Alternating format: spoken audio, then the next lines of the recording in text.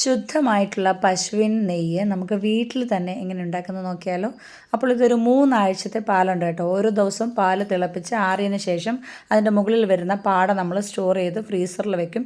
അങ്ങനെ 3 ആഴ്ചത്തെ 1 ലിറ്റർ പാലിൻ്റെ വീതമുള്ള പാടയാണ് ഞാൻ ഒരു മിക്സിയുടെ ജാറിലേക്ക് 2 സെക്ഷനായിട്ട് ഇട്ട് കൊടുത്ത് ആദ്യമേ ഒന്ന് പൾസ് മോഡൽ അടിച്ചെടുക്കുക. അതിനുശേഷം അതിലേക്ക് തണുത്ത വെള്ളം ഒഴിച്ചിട്ട് 1 മിനിറ്റോളം നന്നായിട്ട് അടിച്ചെടുക്കുക. അപ്പോൾ ഇതേപോലെ അതിൻ്റെ വെണ്ണ ഇങ്ങനെ മാറിക്കിട്ടും. ഇങ്ങനെ 2 വട്ടം അടിച്ചെടുത്ത് നമ്മൾ തണുത്ത വെള്ളത്തിൽ ഒഴിച്ചതിന് ശേഷം നന്നായിട്ട് പിഴിഞ്ഞ് ഇങ്ങനെ എടുക്കുക കേട്ടോ.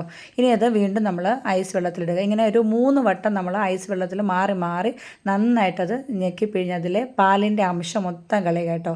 അപ്പോൾ നമുക്ക് നല്ല ശുദ്ധമായിട്ടുള്ള വെണ്ണ കിട്ടും.